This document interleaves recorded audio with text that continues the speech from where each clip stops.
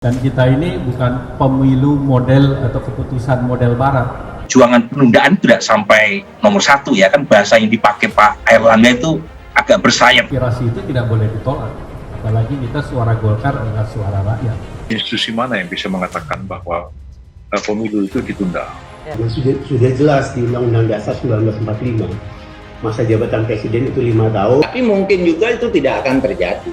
Mungkin aja tidak akan terjadi. Kalau melihat perimbangan sekarang,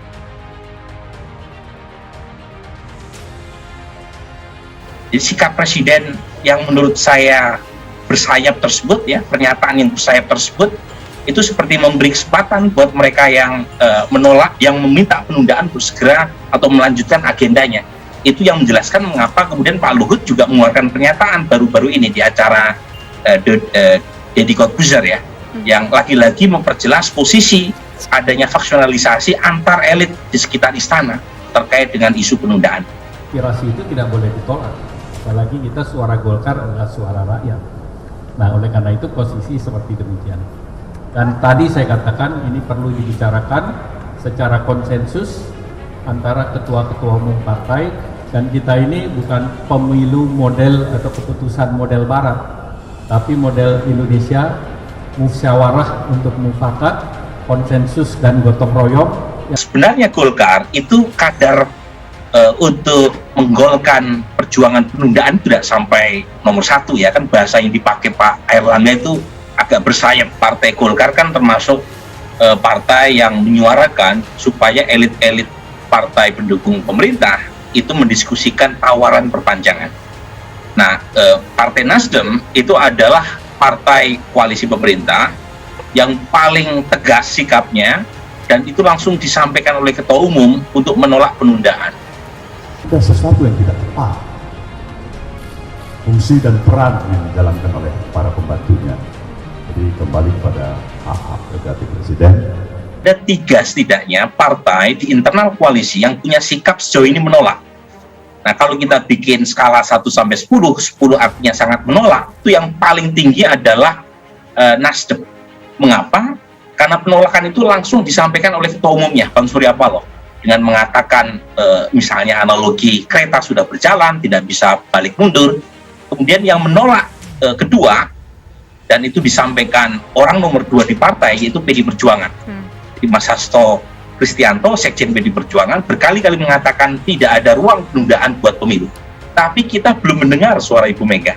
Saya kira isu tentang penundaan pemilu ini itu terkait dengan 2 hal. Pertama, institusi mana yang bisa mengatakan bahwa pemilu itu ditunda?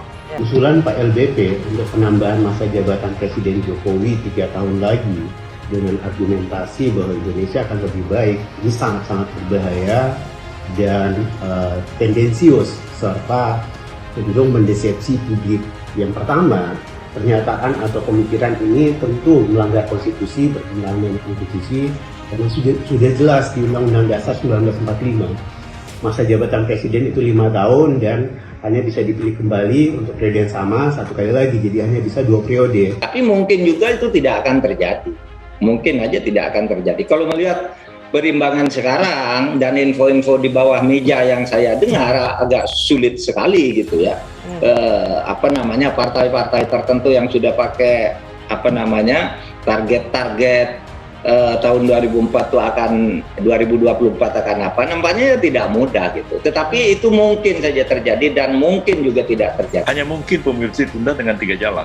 Amandemen konstitusi, kita dekret, atau menciptakan satu revolusi hukum, atau menciptakan konvensi ketatanegaraan. Yang 2 hampir tidak mungkin. Yang paling mungkin adalah amandemen konstitusi. Tapi siapa yang mau memulai amandemen konstitusi itu? Sampai hari ini belum ada langkah-langkah ke arah itu. Sebab kalau tidak ada amandemen konstitusi, misalnya menambahkan pasal 22E itu tentang menyebutkan satu institusi yang dapat menunda pemilu dan alasan-alasannya, baru pemilu itu dapat ditunda. Kalau tidak, ya maka konsekuensi yang paling besar kita hadapi adalah krisis legitimasi. Indonesia bisa lebih buruk, terjebak pada ekonomi yang makin merosot dan sebagainya, malah kepentingan untuk melanggengkan kekuasaan ini bisa jadi akan menimbulkan perlawanan besar dari rakyat yang justru kita akan menghabiskan banyak energi.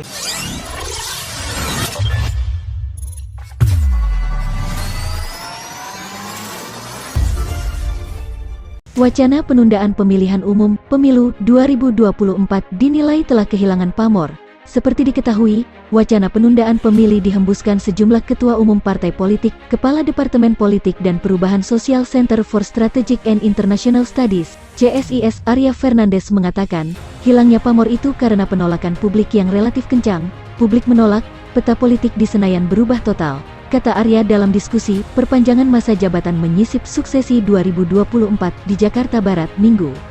Berdasarkan hasil survei opini publik dari lembaga survei yang kredibel, katanya, publik memiliki kecenderungan untuk menolak usulan perpanjangan masa jabatan presiden dan penundaan pemilu serentak 2024. Survei opini publik hasilnya sudah jelas, kalau dari lembaga-lembaga big data kredibel, banyak orang yang enggak setuju.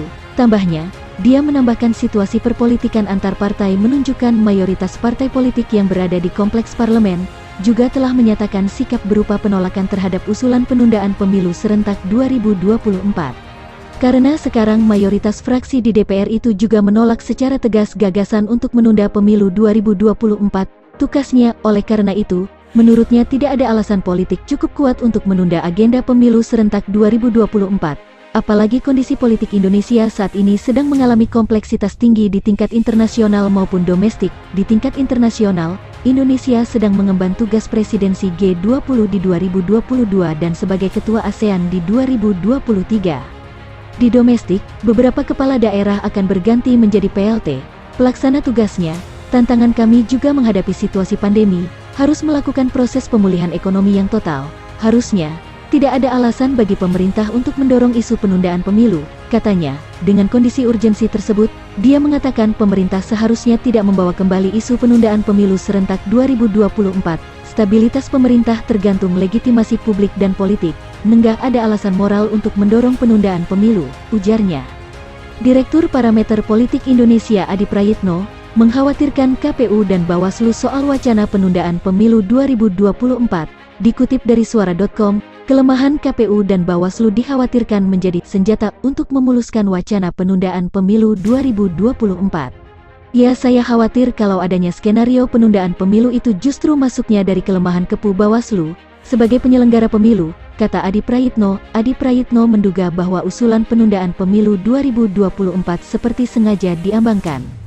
Ini KPU dan Bawaslu yang mestinya harus segera membahas tentang bagaimana persiapan tahapan menghadapi pemilu 2024 terbengkalai. Imbuhnya, Adi menjelaskan, seharusnya Agustus tahun 2022 sudah mulai pendaftaran partai politik yang tidak lolos ke Senayan atau partai yang baru ingin mengikuti pemilu. Namun, hal tersebut belum ada kepastian. Bahkan, kepastian soal anggaran juga belum dibahas. Ini disrupsi banget politik kita, terganggu gara-gara isu penundaan, karena serba tidak jelas. Makanya bagi saya kalau ini terus diambang ini berbahaya bagi persiapan KPU dan Bawaslu yang akan menghadapi pemilu 2024, ujarnya. Sementara itu KPU sebagai penyelenggara juga dinilai nantinya akan menyatakan belum siap melaksanakan pemilu 2024, ya karena serba mepet dan serba mendadak gitu aja, tentang anggaran dan persiapan tentang konsolidasi, bagaimana penyelenggaraan dari pusat dan daerah yang terintegritas, terhambat secara total, jelasnya.